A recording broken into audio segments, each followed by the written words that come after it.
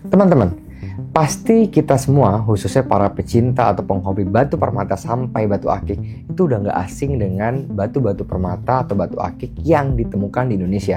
Bahkan beberapa itu sudah dikenal secara global atau di dunia internasional.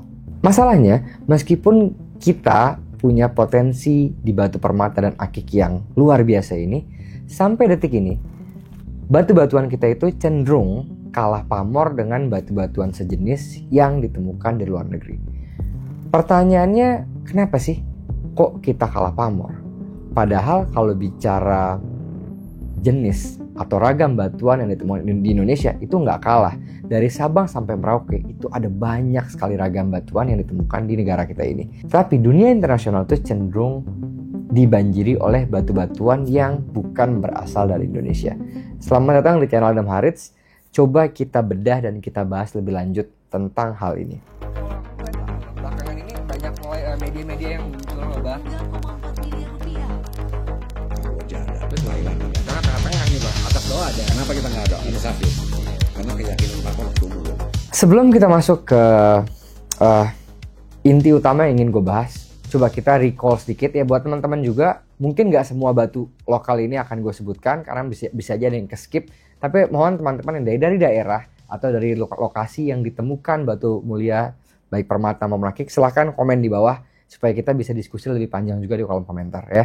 Kita mulai pertama dari DOG ya nggak? Kalau bicara DOG batu Indonesia ini kita nggak boleh skip ini.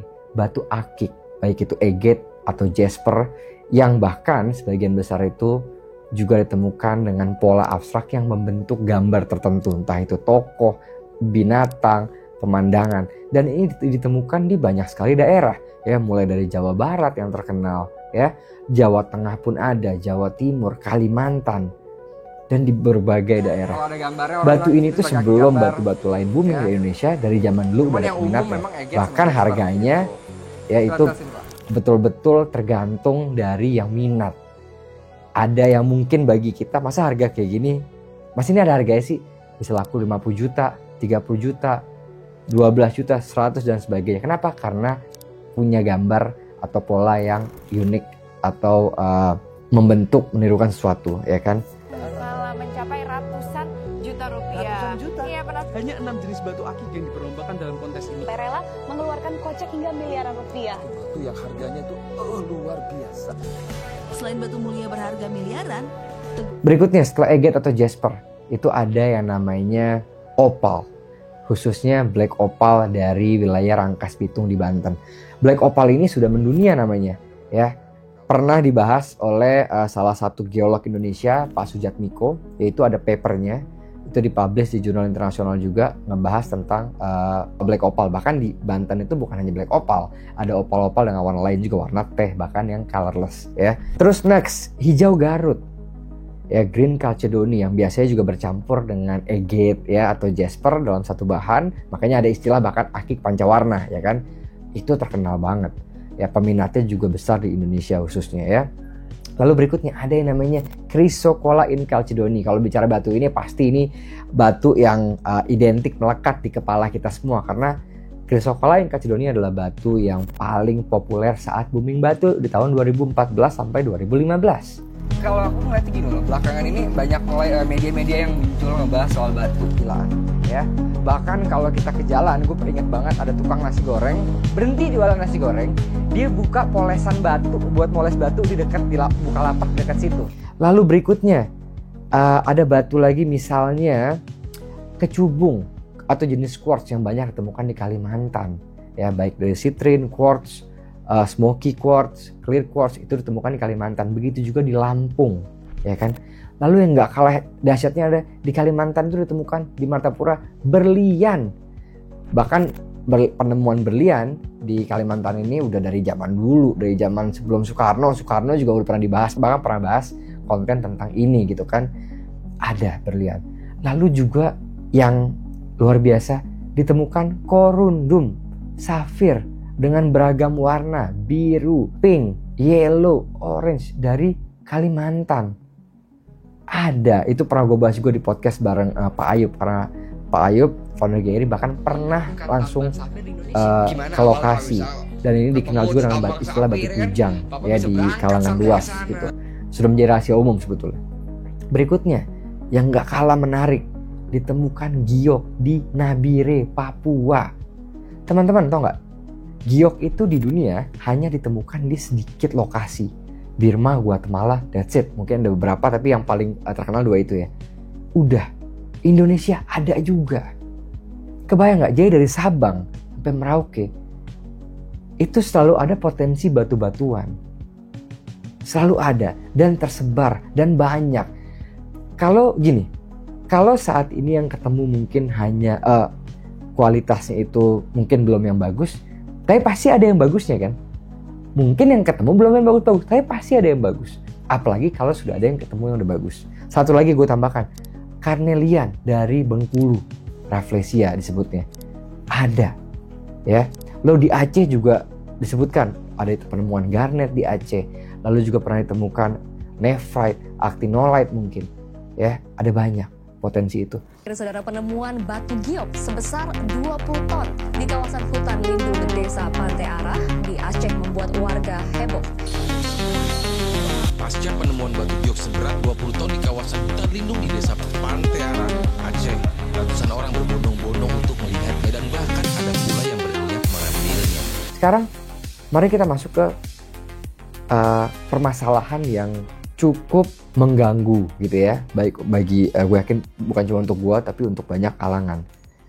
Kenapa batu-batuan ini tuh cenderung masih kalah pamor dengan batu-batuan dari luar negeri? Ada beberapa masalah yang berhasil gue identifikasi. Mungkin tidak semuanya gue berhasil identifikasi, tapi sebagian.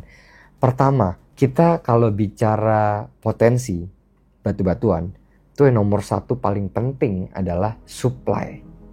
Apakah supply batu-batuan kita konsisten? Karena pada kenyataannya, dari pembicaraan gue, diskusi gue dengan beberapa pegiat batu lokal, supply ini selalu menjadi kendala utama. Kalau satu hari mereka bisa dapatkan segini, belum tentu besok mereka bisa dapatkan supply yang sama. Atau bahkan bulan berikutnya. Lalu supply juga tergantung oleh adanya cuaca. Kalau cuaca lagi buruk, mereka nggak bisa mulai menambang, kasarnya gitu, ya kan? Supply ini juga dipengaruhi oleh, tahu nggak apa?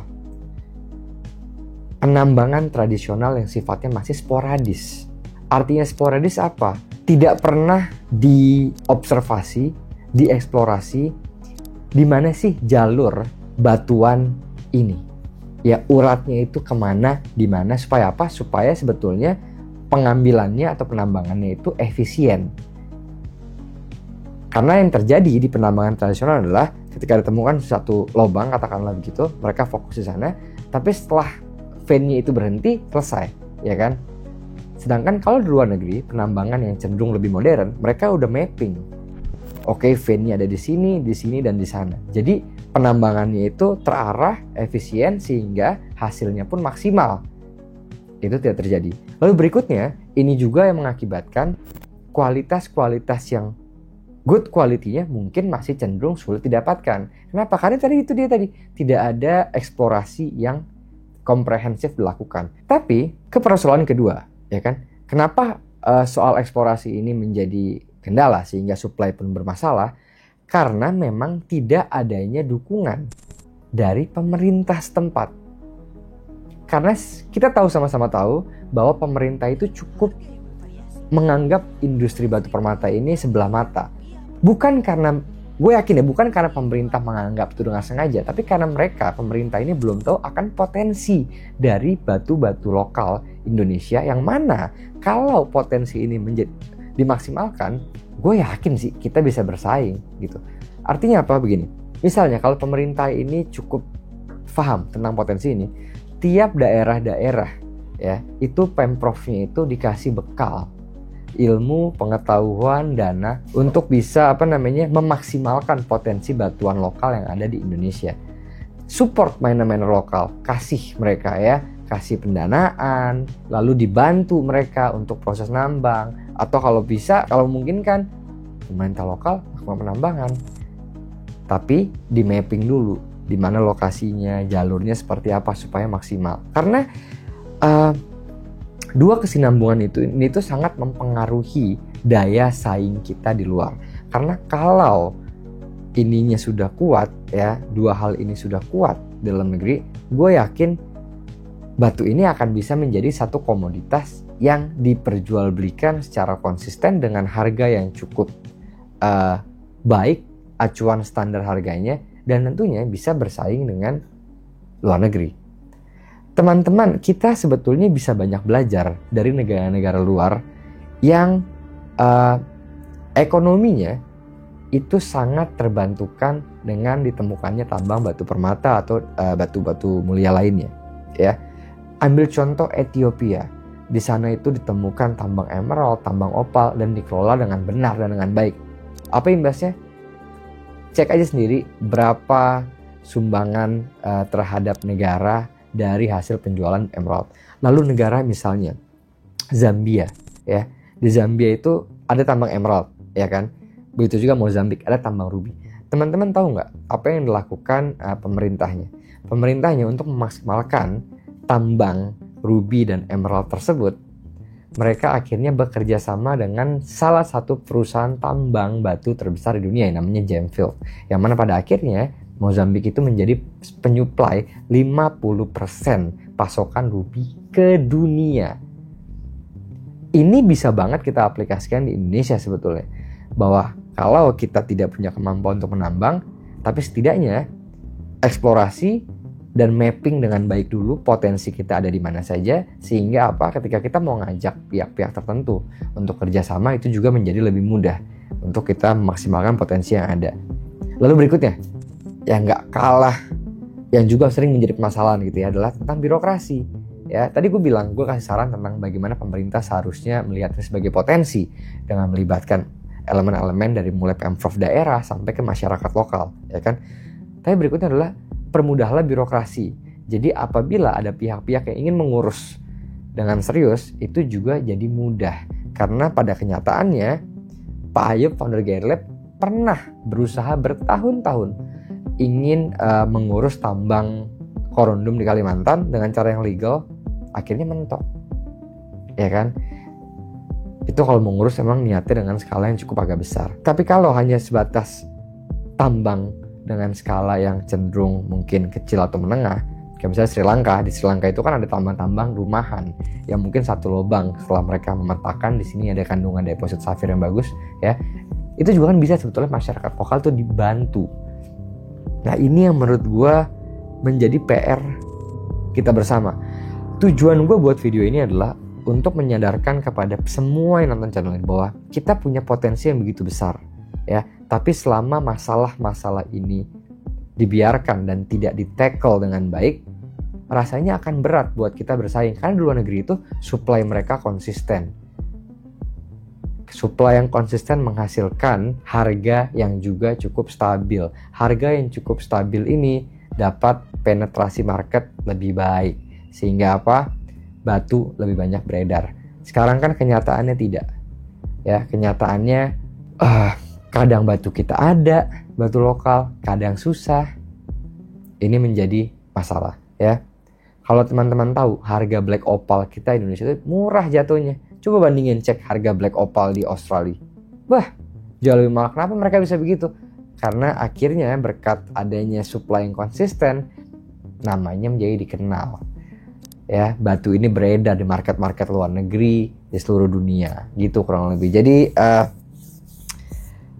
gue sih berharap ada orang-orang yang memang potensi batu-batuan lokal Indonesia, ya, atau bahkan mungkin ada perwakilan-perwakilan dari pemerintah, dari pemprov yang nonton video ini, coba deh diseriusi tentang potensi ini. Karena dengan kondisi ekonomi lagi kayak sekarang, gue yakin kalau ketemu satu komoditas, satu industri yang bisa digali potensinya, ini bisa menghidupkan ekonomi makro dengan luar biasa, ya.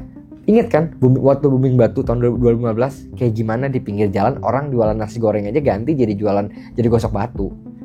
Segitu maniak dan fanatiknya orang Indonesia sama batu permata atau batu mulia dan batu akik, ya. Kebayang nggak kalau tiap-tiap daerah memaksimalkan potensi ini semua? Hidup, Pak. Industri-industri lokal di daerah ini hidup, gua jamin hidup banget. Ada banyak itu potensi-potensi pekerjaan, dari mulai penambangan, pemrosesan, penjualan, kontes, you name it lah, banyak gitu. Jadi harapannya adalah bagian dari pemprov yang juga senang batu ngelihat video ini.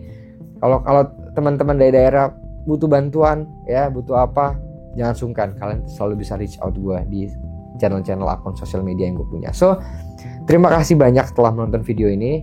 Gimana menurut teman-teman? Batu favorit kalian kalau batu lokal batu apa sih? Kalau gue pribadi ya, jujur opal sih.